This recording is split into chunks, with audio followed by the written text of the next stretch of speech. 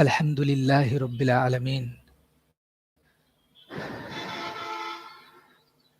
Assalamu alaikum, my dear reverend brother and sisters.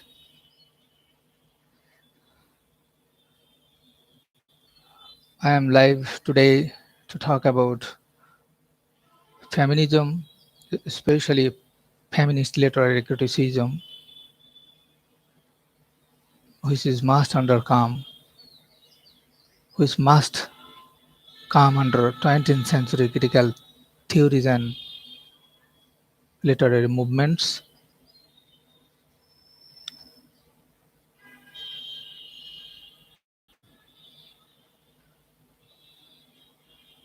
So let's discuss. We are concerned with feminist literary criticism, not mainly with feminism, but as feminist literary criticism is originated from feminism, so we have to understand and realize feminism first. Feminism is an ism that talks about women's rights and privileges as man,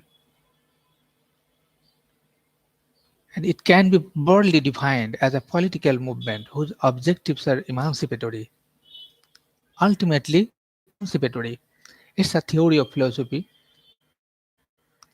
According to Oxford Dictionary, feminism is a belief in the principle that women should have the same rights and opportunities as men.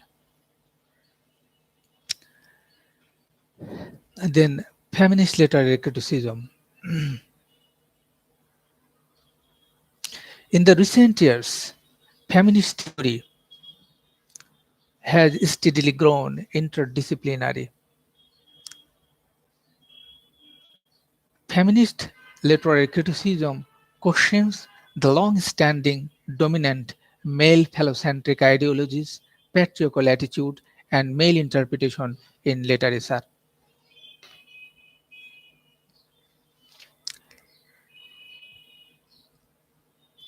Feminist literary criticism is a self-aware and concerted approach to literature which was inaugurated in the late 1960s. It is nearly approximately an outcome of the struggle of the 2 centuries for women's rights. This struggle springs from the extreme negative and extreme positive treatment of the women by the male dominating art, culture, literature, history, society, and so on. Women are not treated as they are in their positions. From the very inception of the literary history up to the last decade of the 18th century, this sort of dominating treatment was carried on smoothly while it was, for the first time, stumbled into a reactionary and revolutionary publication of Mary Wollstonecraft's Vindication of the Rights of Women in 1792. And 1792 is a milestone of second wave feminism. The Vindication of the Rights of the Woman is a manifesto on the whole gamut of the history which brought a revolution. It's a seminal work. She was followed by the American Margaret Fuller's Women in the 19th Century and John Stuart Mill's The Subjection of Women. Though Mr. Mill was a male writer, uh, he wrote on behalf of the women. He wrote in the favor of the women. This book added fuel to the fire. But all these were segregated approaches to the women's rights, and the combined and concerted approach in the field of literature was after 1960s. However, an important exponent in the feminist literary criticism was Virginia Woolf, who is mainly famous for his feminist fiction, remarkable feminist fiction, A Room of One's Own, and numberless other essays on women authors and on cultural, economic, and educational. In those writings, she called a patriarchal society which have hindered women from realizing their creative potentialities and possibilities. Actually, we get two opposite attitudes if we analyze the past, art, culture, literature, and sociology. There remain two opposite ideas about women, those extreme negative idea and extreme positive idea. Let's discuss these two opposites ideas side by side.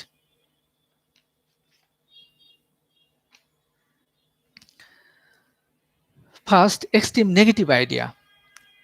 In both the negative and the positive cases, they are extremely treated. They are never treated as they are. We don't get any exact representation about how they feel or react against their male counterparts. In the book of Genesis, in the Old Testament, we have got an idea about women. The idea is that they are born of a supernumerary boon of a man. It proves that women's very origin is dependent on man. But the reality is that man does not give birth a child, it is by female. Regarding women, there are a number of comments from a number of prodigious persons. These are projected here.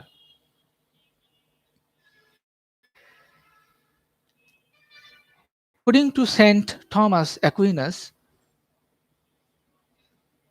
women are incidental beings.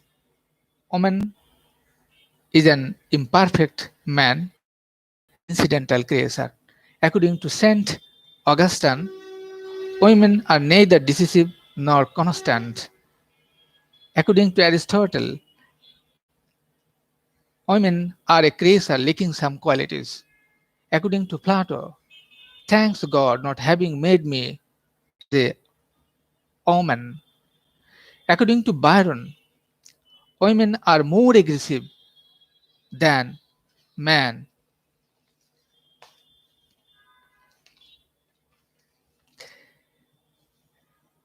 In fact, the whole gamut of criticism hold the same view, and it says that women are the pathway to the hell.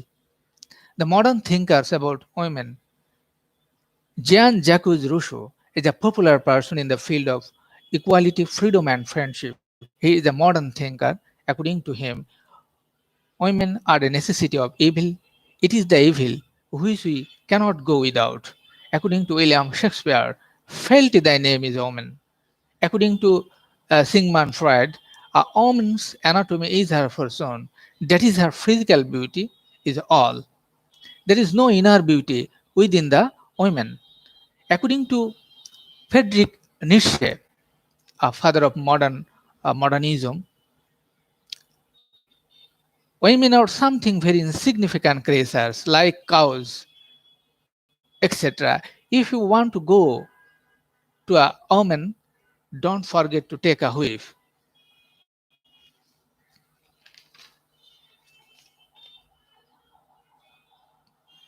Then now we have to discuss extreme positive idea. Extreme positive ideas, according to world famous poet Rabindranath Tagore, women are half man, half imagination. The smile of Mona Lisa is highly glorified for centuries over. Besides, the stories of ancient epic, especially the Indian epics, are full of women's praising, like Kalidas. Women's position in literature are very marginal.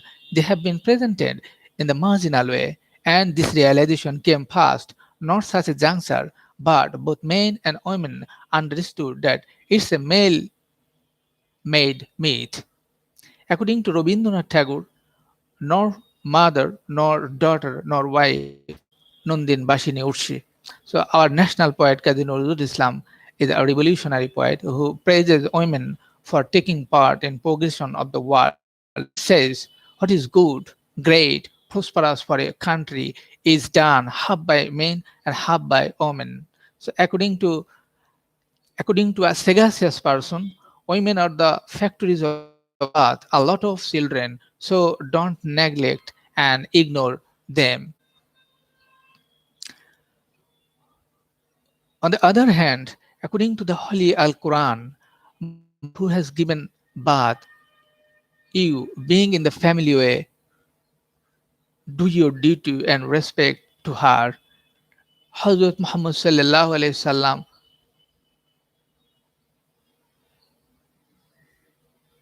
the last prophet of the Holy Islam, holds the dignity of women before the whole universe.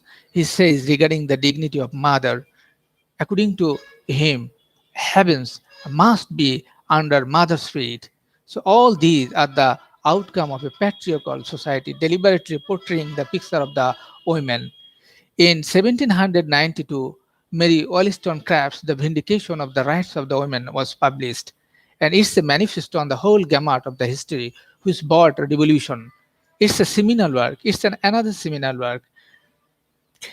In the 19th century, in 1800, J.S. Mill, who's supposed to be the processor of the world's greatest for IQ, wrote a book, namely The Subjection of Woman. Though he was a male person, he wrote on behalf of the woman. He wrote in the favor of the woman. This book added fuel to the fire.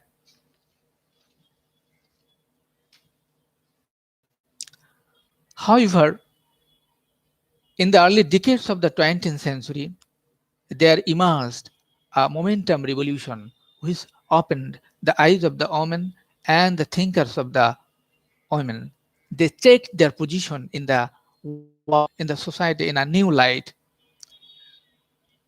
Then let's come to the Virginia Woolf, who wrote A Room of One's Own. This book is another seminal work. She argued that economic independence is essential precondition of an autonomous women's art. She also believed that women's literature held a promise of a precious specialty, a distinctly female vision. At last, this famous book becomes a kind of Amazon utopia population. In fact, in fact, there are two stages of feminist thoughts. One is from 1792 to the Second World War, and the other is from the moment after the Second World War. And the second movement began with the publication of Simone de Beauvoir's The Second Sex. And although feminism originated in the last decade of the 18th century, it got its momentum offshoot after the publishment of this book. Then the person who carried on the feminist thoughts are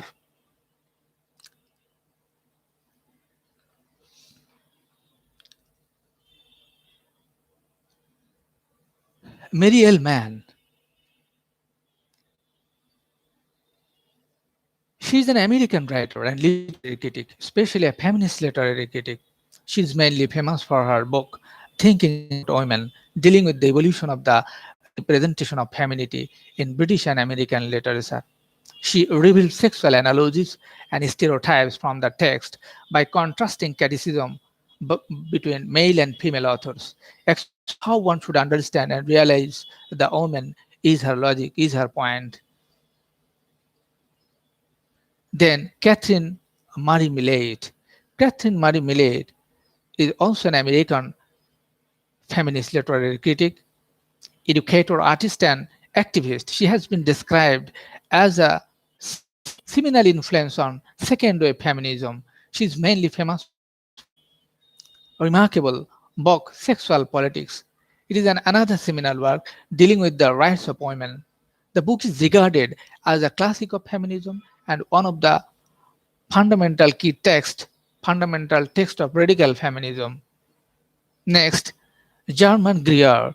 German Greer is an Australian feminist literary critic.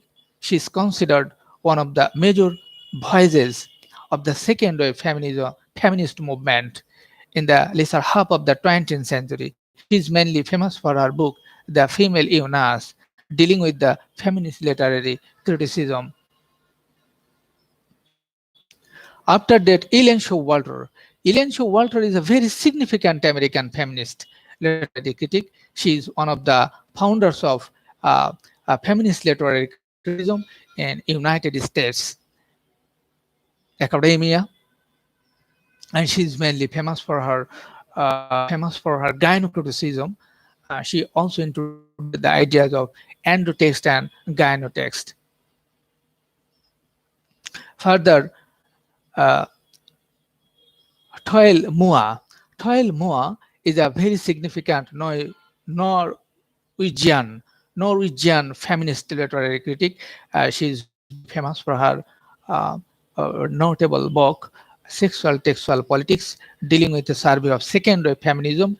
She gives emphasis on gynocriticism. Furthermore, Betty Friedan. Betty Friedan was an American feminist writer and activist. She was a leading figure in the women's movement in the United States. She's mainly famous for her book, The Feminine Mystic, dealing with the sparking of the second wave of American feminism in the 20th century.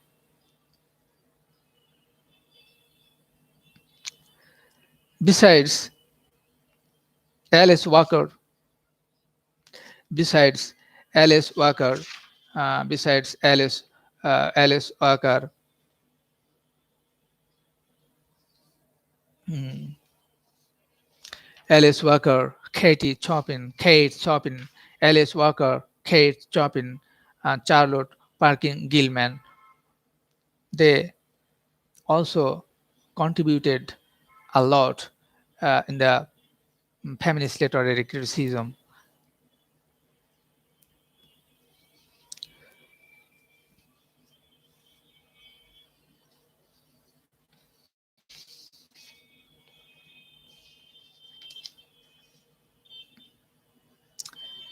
Actually, all of them worked a lot for the spread and development of feminist literary criticism. They have fought for the extension of Enlightenment discourses and sovereign rights to women as fully human subject. Historically, the rise of second wave feminism coincided with a growing incredulity towards universal truth claims. As a political practice, surely feminism must continue to posit some belief in the notion of effective human agency, necessity for necessity for uh, a necessity for historical continuity in formulating identity and a belief in some kinds of historical progress. Besides, two major streams are contributing mass in the field of feminism, especially in the field of feminist literary criticism. Number one, the Anglo-American stream, and number two, the France stream. But there is a fundamental difference between these two streams. The France stream considered the way of thinking and writing about male and woman, male and female, not about their biological difference. They are essentialist. But the Anglo-American stream's conception is relative. They say there is no difference in thinking and writing.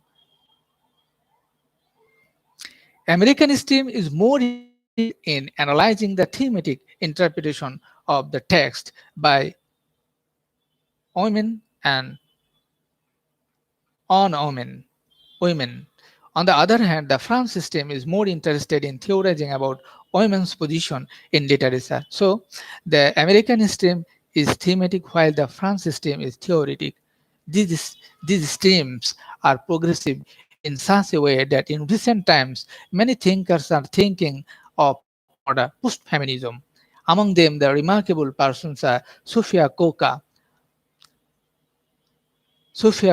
Rebecca Rees,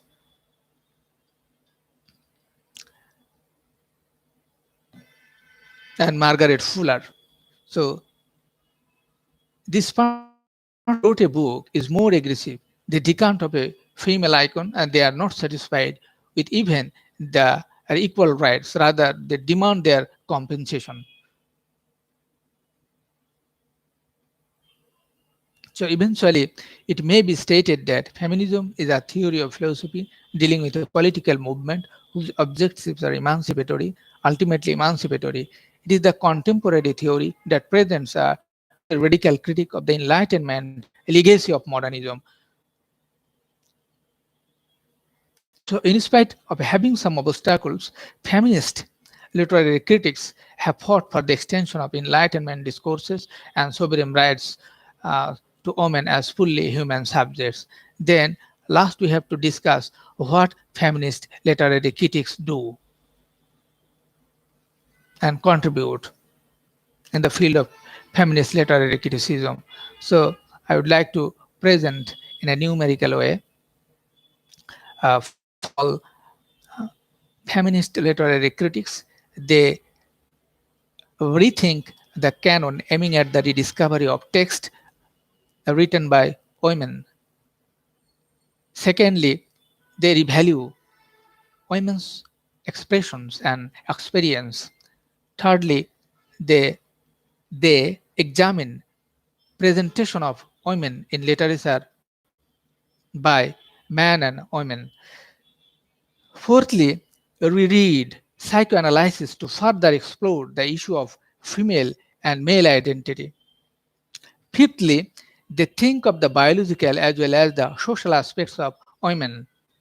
And finally, they tried their utmost to build up all kinds of rights and privileges, namely the liberty of thoughts, liberty of expression, liberty of writing, liberty of working, liberty of movement, and liberty of uh, casting votes, and so on. So that's all for today. Thank you very much for your cooperation and coordination.